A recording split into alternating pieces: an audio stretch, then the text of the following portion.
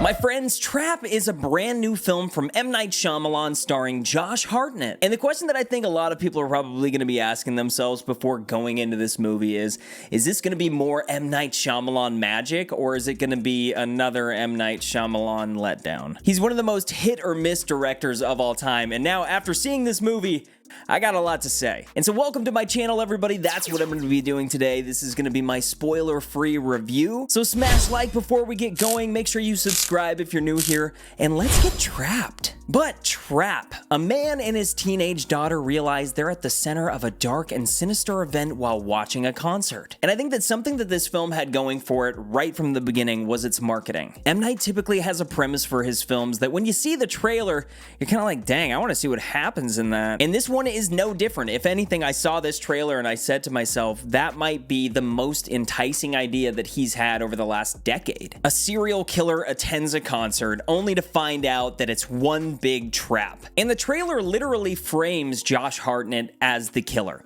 We don't know for sure, obviously, but since we already have a feeling about that, you're kind of figuring, well, that clearly can't be the whole story here. You know what I mean? And what sort of twists and turns are going to be happening in this movie? It gets you interested. And now, after seeing this movie, I will say there definitely are some twists. The trailer doesn't reveal the entire movie, if you're worried about that. But just kind of diving into my initial thoughts here, did M. Night deliver on this interesting idea by making a worthwhile movie? And my answer would have to be yes, sort of. I absolutely loved about an hour and 10 minutes of this film, but in very typical M. Night fashion, the third act kind of gets away from him. It gets a bit clunky, and there are a few story beats that happen where you're kind of scratching your head and you're like, why did you decide to do that? I was definitely a little bit confused, but it does end in a satisfying way. And so I'm sitting here thinking about it, and I feel like the pros do still outweigh the cons. I mean, there's a lot to love, and the idea is just so intriguing.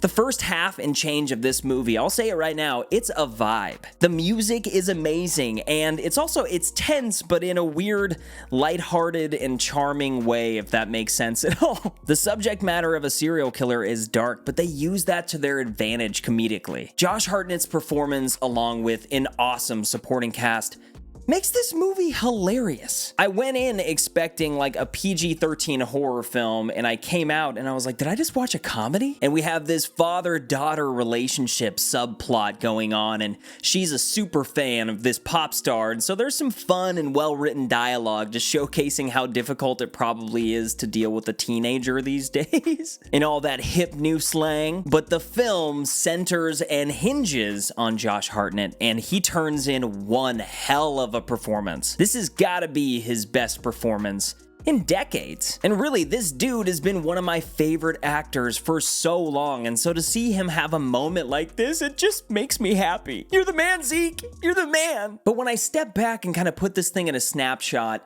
everything that happens during the concert, obviously there's a concert taking place in this movie, everything that happens during that was what I wanted. It's a really good time, but the film has to wrap up somehow, and to me it just felt like M. Night said, okay, and then this happens, and okay, we're good. Like, when it comes time to deal with the darker side of this film, some of the creative choices just weren't really for me. I think that I would have preferred that M. Night actually took some bigger swings. Hell, just thinking about it, an R rating could have done wonders for this thing. But M. Night does things the way that M. Night does, and I wouldn't expect any less, you know? Knock at the Cabin was very similar.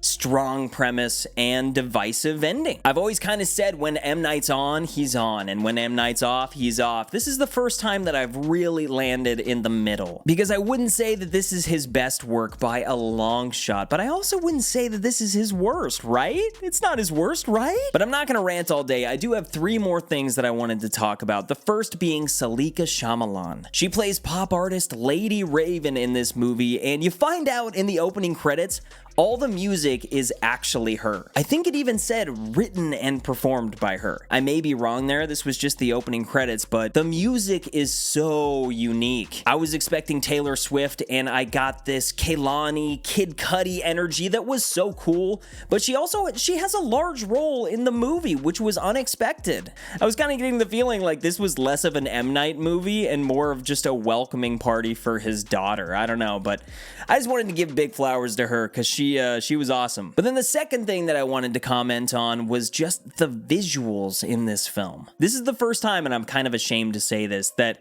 I think I've sat in an M. Night Shyamalan movie and been like, dang, this dude is talented. His older work is so good. He's always been good and he's always been unique, but some of the personal, in-your-face type shots in this were just magnificent. He had a lot of fun shooting this, and you can tell, and then you mix that with Josh Hartnett's weird smile, and it was creepy, and it was funny. And speaking of funny, the third thing, just to go back to it, was the humor. I cannot emphasize enough how funny this movie is. This is why I think you should go to the theater and watch it, because it's a fun time. There's even a mid-credit scene, make sure you stick around for that, but it's comical and it ties into the movie. There's some really humorous characters and very humorous moments playing around within this very sinister plot. I found that very unique, and I also found that it's a very easy watch, and honestly, it seems like it's going to be very rewatchable to a certain point. And you can't say that about every M. Night movie, you really can't. But overall, I think that I can say I like this movie a lot.